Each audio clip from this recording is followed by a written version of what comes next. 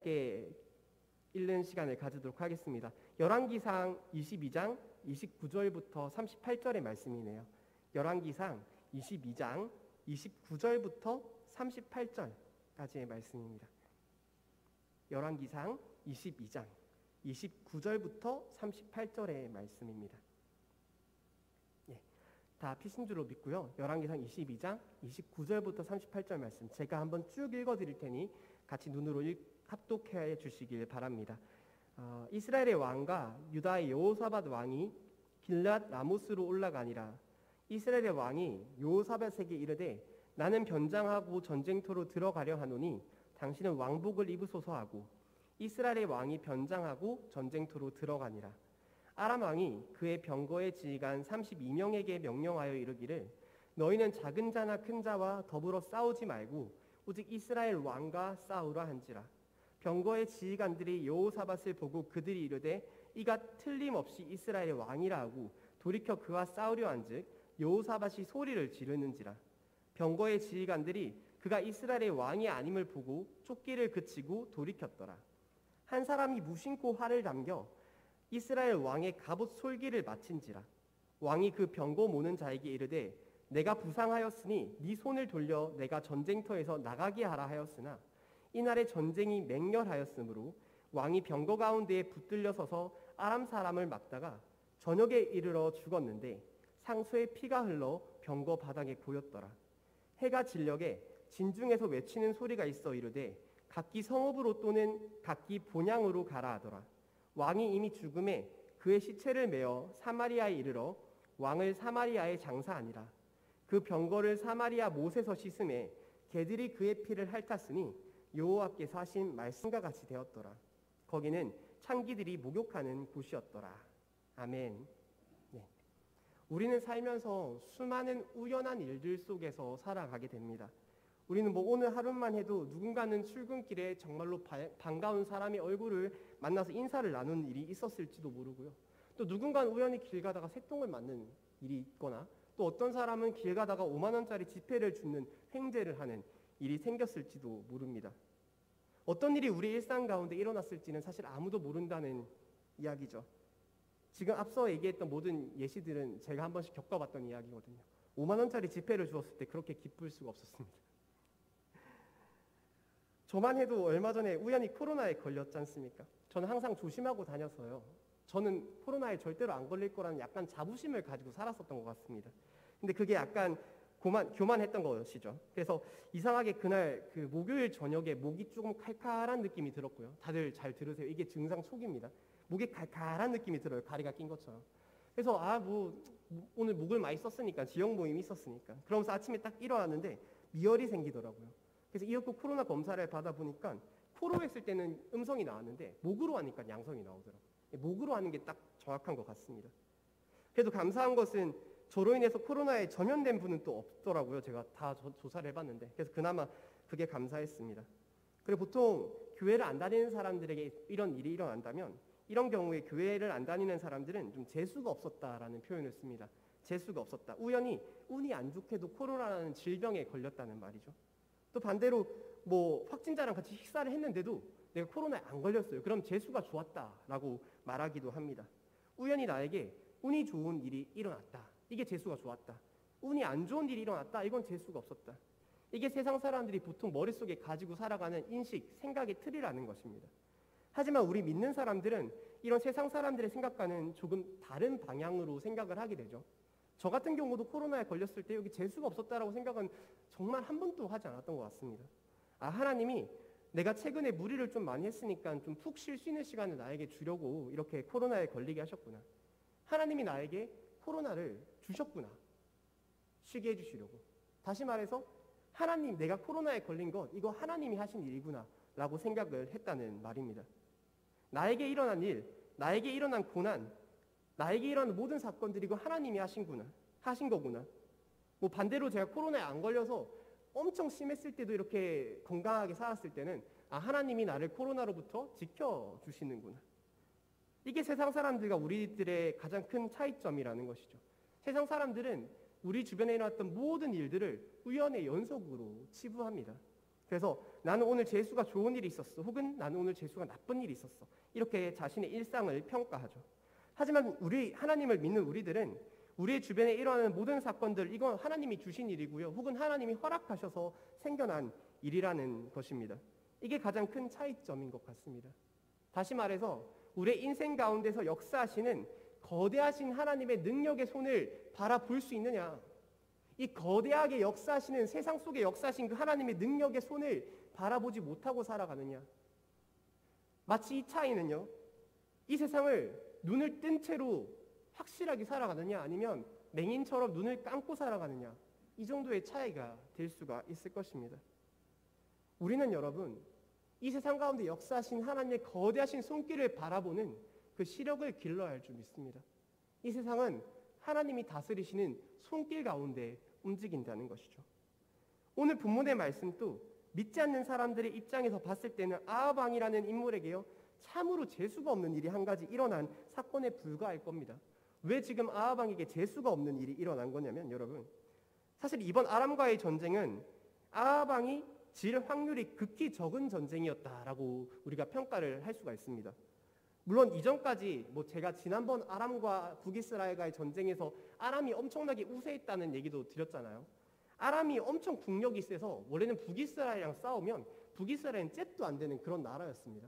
근데 일전에 제가 말씀드렸던 것처럼 하나님의 기적과도 같은 도우심으로 지금 북이스라엘은 2번이나 아람과의 전쟁에서 대승리를 거두게 되죠. 그러니까 한 번 승리를 거둘 때마다 국력이 이렇게 조금씩 상승을 하게 된 겁니다.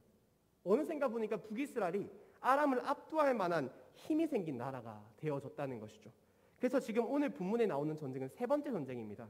이 3번째 전쟁을 보시면 앞선 2번의 전쟁은 아람이 북이스라엘을 침공한 전쟁이었습니다. 원래 강한 사람이 약한 사람한테 먼저 때리잖아요. 약한 사람이 어떻게 강한 사람한테 먼저 주먹을 날리겠습니까? 강하니까 공격을 한 겁니다. 근데 지금 전쟁은 북이스라엘이 아람을 공격하고 있죠. 북이스라엘이 강해졌다는 겁니다. 이 전쟁은 북이스라엘의 질 확률이 많이 없는 전쟁이었다는 것이죠.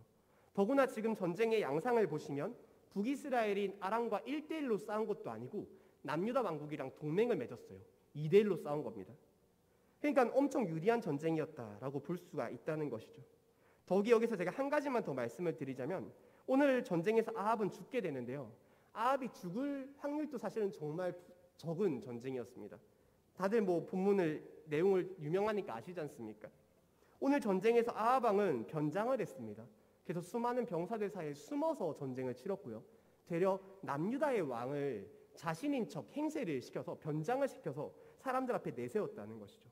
그러니까 아합은 오늘 전쟁에서 질 확률도 별로 없었고요, 덩달아 죽기에는 너무나도 더 확률이 적은 그런 그런 전쟁이었다는 거죠.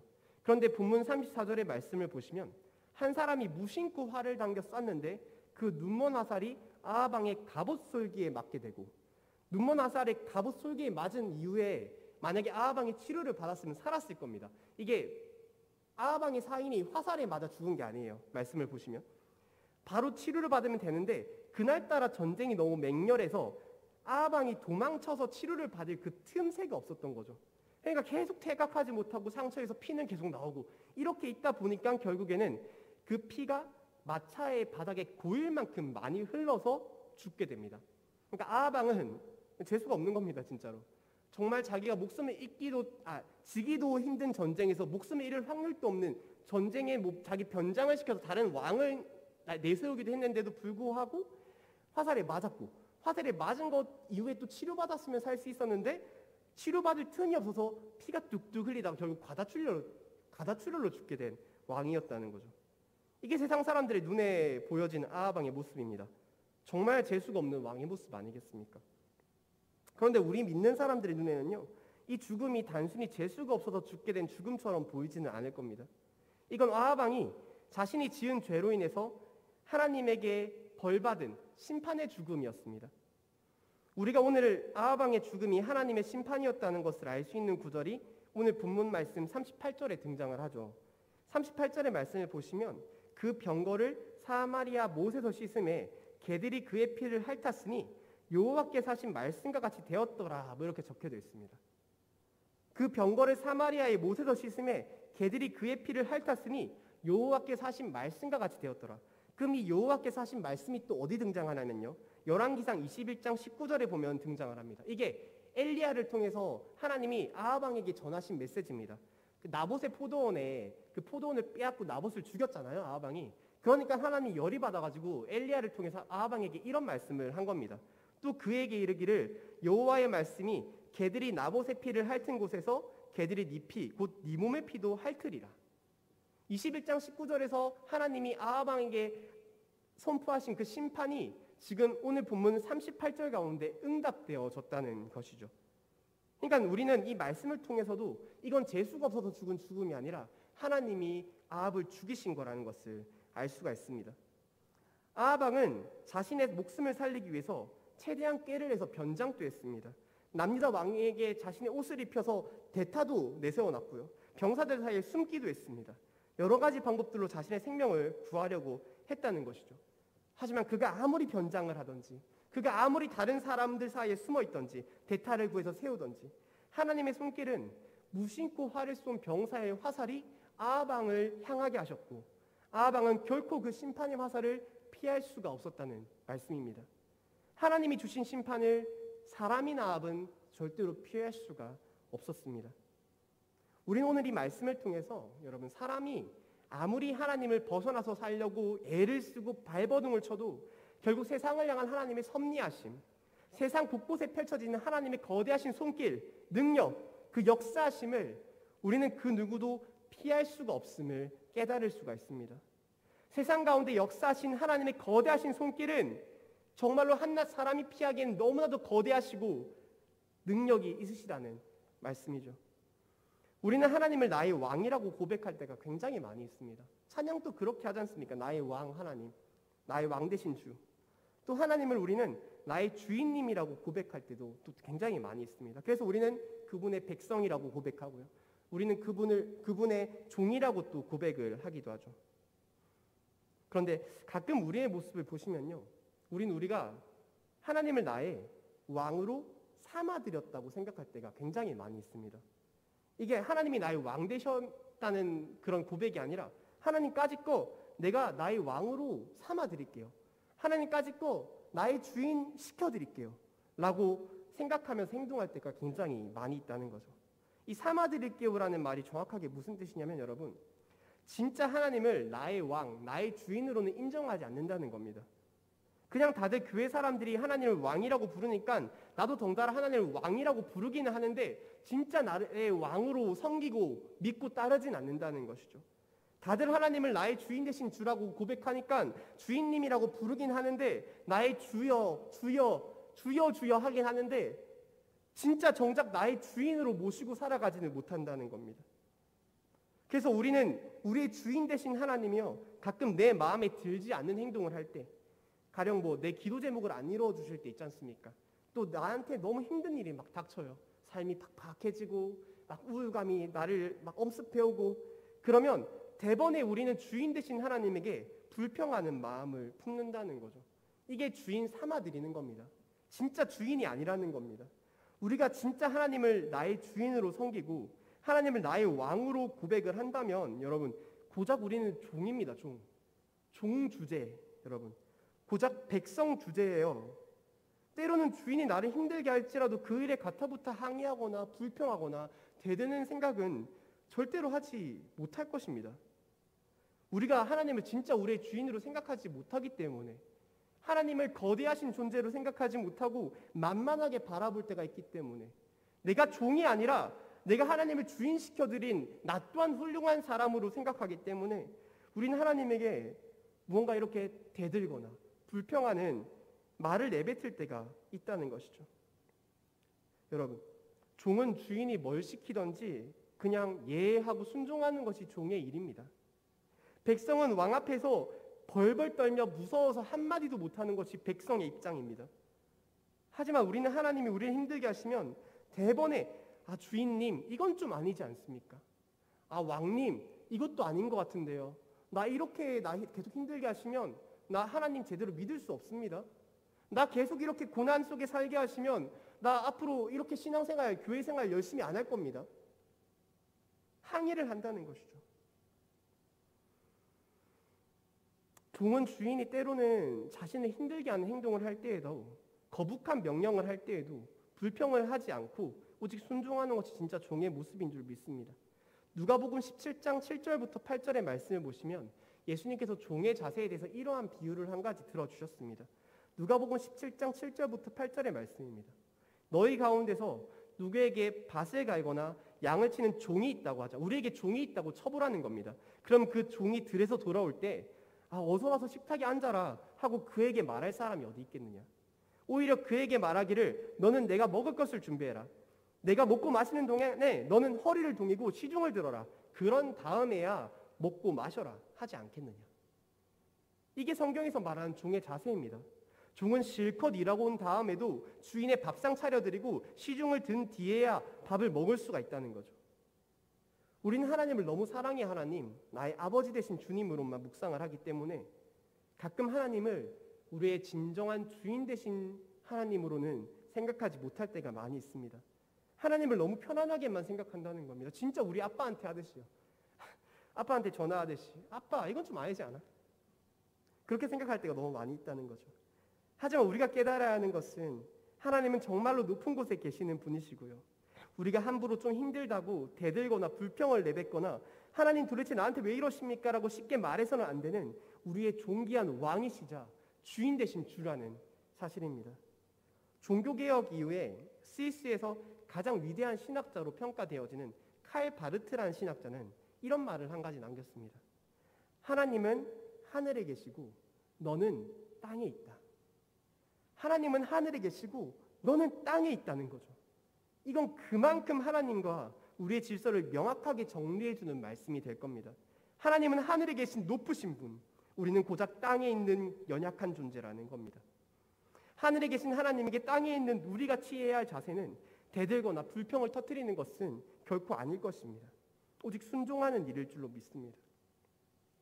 하늘에 계신 하나님께서는 오늘 아하방의 사건처럼 여러분 이 세상을 다스리고 계십니다.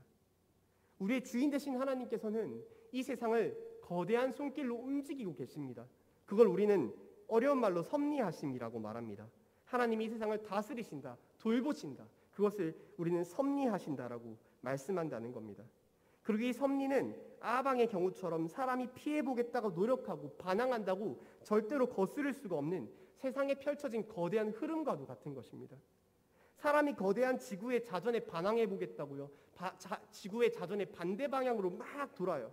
그렇다고 사람이 그 자전의 흐름에 저항할 수는 없는 일입니다. 내가 해 뜨는 거 보기 싫다고 해 뜨는 반대 방향으로 하루 종일 걷습니다. 그래도 결국 우리 머리 위에는 해가 뜨게 됩니다. 하나님의 섭리하심이란 이와 같이 사람이 저항할 수가 없는 일이라는 것이죠. 저항하겠다고 내가 하나님의 손길을 거부하겠다고 해 뜨는 반대 방향으로 걸어봤자 다리만 아플 뿐이고요. 자전 반대로 돌아봤자 어지러워서 오바이트가 나고 건강만 나빠질 뿐입니다. 창세기 47장 9절에는 야곱이 바로에게 이런 고백을 한 가지 했습니다. 야곱이 바로에게 아뢰되 내 나그네 길의 세월이 130년이니이다. 내 나이가 얼마 못 되니 우리 조상의 나그네 길의 연주에 미치지 못하나 험악한 세월을 보내었나이다 하고 험악한 세월을 보내었다는 것이죠. 야곱은 자신이 살아온 세월을 마치 나그네 같은 삶, 험악한 세월을 살았다고 고백하고 있습니다. 혹시 이 중에 나도 나그네 같은 삶을 살았습니다 고백하실 분들 계실지 모릅니다. 근데 말씀을 보시면요, 야곱의 인생은 정말로 나그네 같은 삶이었고요, 정말로 험악하디 험악한 인생이었습니다. 어린 시절부터 생각해보면 야곱은 큰 자가 작은 자를 섬길 거라는 그 하나님의 말씀을 신뢰하지 못했습니다. 그냥 가만히만 있어도 하나님이 큰 자가 작은 자를 섬길 거다, 작은 자가 큰 자가 될 거라는 말씀을 해주셨는데요, 야곱은 그 말씀을 신뢰하지 못해서 어떤 행동을 했냐면 형보다 더 큰 자가 되기 위해 팔에 염소털을 붙이고 아버지에게서 장자의 축복을 속여 빼앗는 행동을 하죠. 그리고 그 염소털을 붙여서 아버지를 속여서 장자의 축복을 빼앗은 행동으로 인해서 에서인 형의 화를 사고 그는 20년 동안 외삼촌 라반의 집으로 도망쳐서 도망자 생활을 하게 됩니다. 야곱의 인생은 꼬일 대로 꼬인 인생이었습니다. 20년 동안 외삼촌 라반의 집에서 도망자 생활을 하면서요, 여러분 외삼촌 라반이 뭐 착한 사람이었습니까? 사기꾼도 그런 사기꾼이 없었습니다. 조카인 야곱에게 사기 결혼을 시켜서요 14년 동안 무보수로 노예처럼 일을 시켜먹고 부려먹고요, 보수를 주고 일을 시킬 때는 10번이나 품삯을 바꿔서 완전 갑질도 그런 갑질을 못 당하는 그런 일을 하게 됩니다. 야곱이 그렇게 라반의 집을 도망쳐서 나온 이후에는 야곱의 딸 중에 하나가 어떤 족장의 그 아들내미한테 강간을 당하는 일도 있습니다. 뭐 완전 이거는 너무 힘든 험악한 세월 아닙니까, 여러분? 자기 딸이 강간을 당한 이후에는 또 어떤 일이 있었냐면 형제들 사이가 너무 나빠서 10명의 형이 한 명 요셉이라는 막내를 구덩이에 빠뜨려서 노예로 팔아버린 일도 생깁니다. 물론 자신은 그 요셉이 들짐승에 물려 죽은 줄 알았죠. 그것 또한 정말 힘들었을 겁니다. 정말로 야곱의 인생을 보면 험악한 세월을 보냈다고 할 수 있을 만한 인생이었을 거라는 겁니다. 그런데 사실 따지고 보면 그가 험악한 세월을 보냈던 이유는 야곱이 하나님의 말씀에 순종하지 않았기 때문이었습니다. 애초에 그가 도망자 생활을 하면서 외삼촌 라반에게 20년이란 세월을 괴롭힘을 당했던 이유는 큰 자가 작은 자를 섬길 거라는 하나님의 말씀을 신뢰하지 못했기 때문이었고요. 그 외에도 야곱은 정말로 고집이 센 인물이었죠. 그래서 뭐 다들 아시지만 야곱이 고집이 세다는 것을 우리가 알 수 있는 가장 명확한 말씀 속 이야기가 뭡니까? 하나님과 씨름하는 거지 않습니까? 하나님이랑 이 얘가 너무 고집이 세고 세상적 욕심이 강하니까 하나님이 씨름을 합니다. 근데 씨름을 하는데 야곱의 고집이 너무 강해서 야곱이 넘어가질 않으니까 하나님이 그의 허벅지 관절을 쳐서 부러뜨려 버리죠. 야곱은 그 이후에 평생을 지팡이 없이는 걸을 수 없는 절름발이로 살아가게 됩니다. 이 지팡이 없이 걸을 수 없는 절름발이로 살아가게 된 야곱의 인생은요, 하나님을 의지하지 않고는 살아갈 수 없는 야곱의 인생과도 동일한 말입니다. 하나님이 그가 얼마나 고집이 셌으면 평생을 절름발이로 살아가서 라도 나에게 의지하는 삶을 살게끔 하셨겠냐는 말입니다. 야곱은 하나님의 섭리하심에 저항한 인물이었습니다. 자기 뜻대로 살겠다고, 세상적 욕심 다 가지고 살겠다고 그렇게 고집 피우며 살았습니다. 그래서 오히려 야곱은 되려 자신의 뜻대로 행복하게 잘 먹고 잘 산 게 아니라요, 험악한 나그네 같은 세월을 살게 되었다는 것이죠. 사랑하는 성도 여러분, 우리는 하나님의 섭리하심에 순종하는 방법을 배워야 합니다. 우리가 하나님의 섭리하심에 순종했을 때 우리의 인생은 마치 순풍에 돛단 배처럼 쭉쭉 뻗어나갈 수도 있는 것입니다. 하지만 우리가 그 섭리하심에 반항했을 때, 고집 부리고 불순종하면서 난 내 뜻대로 살겠다 말했을 때 우리의 인생은 역풍을 맞은 배처럼 휘청거리다가 바닷속에 가라앉을 수도 있는 겁니다. 야곱이 하나님 앞에서 자신의 고집을 꺾지 않고 불순종했을 때 그의 인생이 나그네와 같은 삶이었던 것처럼요. 나무가 바람에 부러지는 이유가 숙일 줄 모르기 때문이라는 말이 있지 않습니까? 우리가 하나님 말씀에 목을 꼿꼿이 세우고 숙이지 못하는 삶을 산다면 우리는 또 부러지는 삶을 살게 될지도 모른다는 말이죠. 하나님은 정말로 하늘에 계신 여러분 위대하시고 높으시고 전능하시고 전지하신 하나님이십니다. 그분은 우리의 주인 되신 하나님이시며 우리의 왕 되신 주이십니다. 하나님은 그런 신이십니다. 이 땅을 다스리시는 거대한 손길로 이 세상을 역사하시는, 세상 곳곳에 그 어떤 손길도 미치지 않는 곳이 없는 유일하신 하나님이시라는 거죠. 그게 우리가 믿는 하나님입니다, 여러분. 하나님은 하늘에 계시고 우린 땅에 있습니다. 그런 우리가 주인 되신 하나님 앞에서 불평을 터뜨리고 대드는 것은요, 결코 종인 우리가 해야 할 행동은 아닐 것이라 믿습니다. 우리는 하나님에게 꼿꼿이 세운 우리의 고개를 숙이고 영적인 무릎을 꿇고 주인의 말씀에 오직 순종해야 할 줄 믿습니다. 세상에 펼쳐진 하나님의 거대하신 손길을 바라보시고요, 그 손길이 이리 움직이면 우리도 그냥 이리 움직이고, 저리 움직이시면 우리도 그냥 저리 움직이면서 그렇게 살아가는 것, 그게 믿는 자들의 삶이라는 생각이 듭니다. 이제 오늘 설교를 통해서 드디어 길었던 열왕기상의 말씀은 끝이 납니다. 22장의 분량이었습니다, 여러분. 열왕기서의 말씀은 이제 끝을 맺으면서 소개해 드리는 건데, 1차적인 독자가 누구냐면 포로기 시대에 살았던 이스라엘의 백성들이었습니다. 그러니까 이 열왕기서를 쓴 저자가 꼭 이 사람들이 읽었으면 좋겠다라고 생각을 하면서 썼던 그 사람들이 누구냐면, 하나님 말씀 불순종하다가 나라 다 말아먹고 이제 그냥 포로로 붙잡혀가서 근근히 살아가는 이스라엘 백성들이었다는 말이죠.